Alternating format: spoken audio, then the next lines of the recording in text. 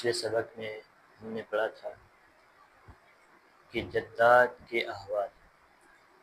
تو جدات صحیحہ کے دو احوال ہم نے پڑھے تھے. ایک میں دادی اور نانی کو سدس دیا جائے گا اور دوسری حالت کیا تھی؟ محروم.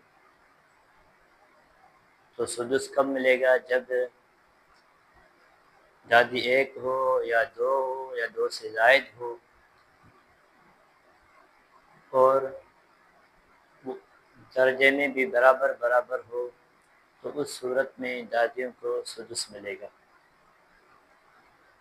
اور اگر ماں آ جائے تو ماں تمام دادیوں کو، جدات کو محروم کر دے گی، چاہے وہ دادی بن رہی ہو یا نانی بن رہی ہو، تمام محروم ہو جائیں گے.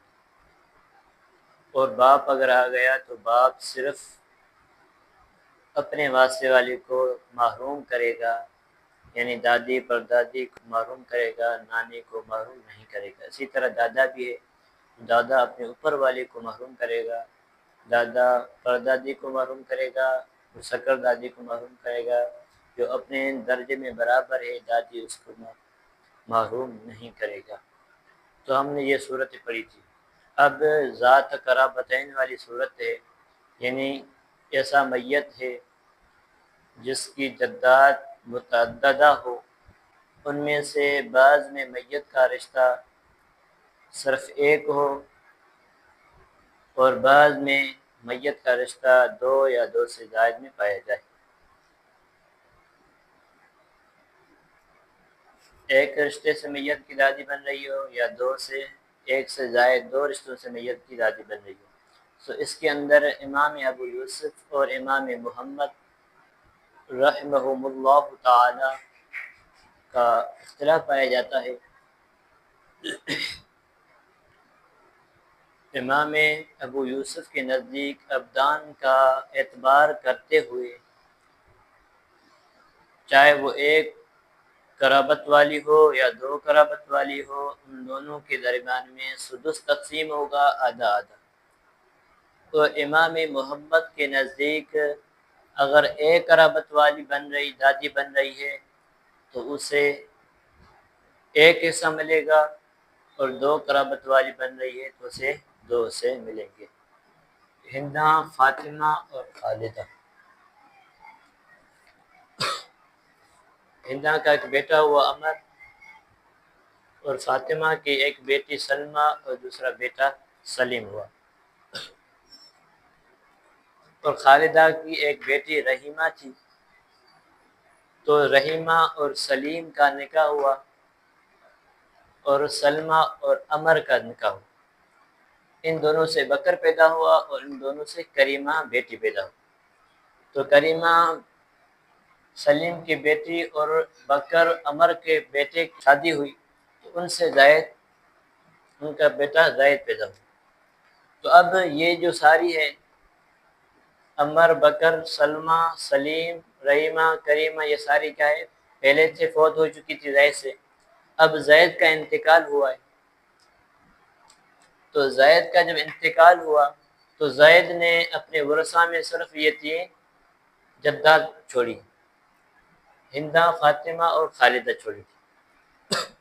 تو اب زید کا انتقال ہوا تو زید کا باپ بکر ہے اور ماں کریم.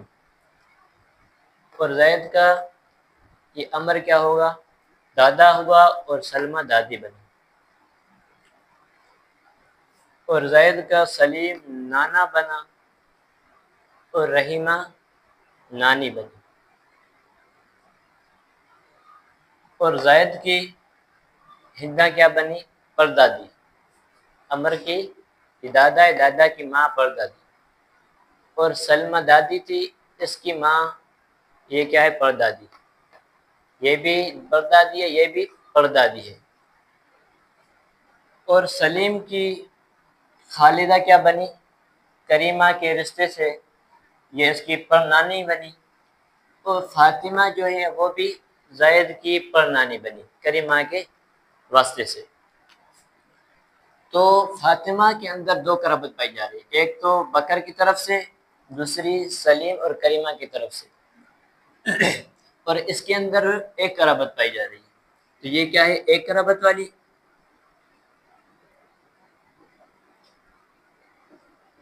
ہندا کے اندر ایک قرابت پائی گئی ہے اور فاطمہ کے اندر دو قرابت.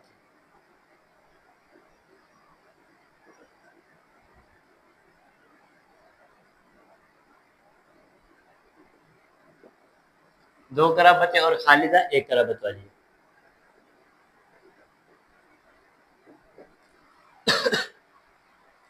اس کے ایک قرابت کیسے؟ عمر بکر سے لے کر زید تک آئی تو ایک قرابت. اور فاطمہ کی دو قرابتیں، سلمہ سے اور سلیم سے، ایک سلمہ بکر سے، دوسری سلیم اور کریمہ سے. اور خالدہ کی بھی کیا ایک قرابت ہے، کیونکہ رحیمہ اور رحیمہ سے زید کی یہ کیا بن رہی ہے؟ پرنانی. یہ پرنانی اور یہ پردادی، پرنانی پردادی دونوں بن رہی ہے. تو اس کی کیا ہوئے؟ دو قرابت، دو رشتے ہوئے، ایک بکر کی طرف سے، دوسرا کریمہ کی طرف سے. تو اب اس کا جو انتقال ہوا زید کا، تو امام ابو یوسف کے نزدیک دونوں تینوں کے درمیان میں سدس تقسیم ہوگا، ایک ایک حصہ سب کو ملے گا، چاہے وہ ایک قرابت والی ہو یا چاہے دو قرابت والی ہو. ان دونوں کے درمیان میں سدس تقسیم کیا جائے گا، سب کے اندر برابر برابر ایک ایک حصہ ملے گا. پر امام محمد کے نزدیک دو قرابت والی کو دو سے ملیں گے، اور ایک قرابت والی کو ایک حصہ، اور ایک قرابت والی کو ایک حصہ ملے گا. یعنی ہندا اور خالدہ کو ایک ایک حصہ اور فاطمہ کو دو سے ملے گے، کیونکہ دو قرابت والی ہے. یہ امام محمد کے نزدیک. تو امام محمد نے جہاد کا اعتبار کیا، رشتے کا اعتبار کیا. دو طرف سے رشتہ پایا جا رہا ہے تو اس کو دو حصے ملے گے، اور ایک رشتہ پایا جا رہا ہے تو اس کے اندر ایک حصہ ملے گا.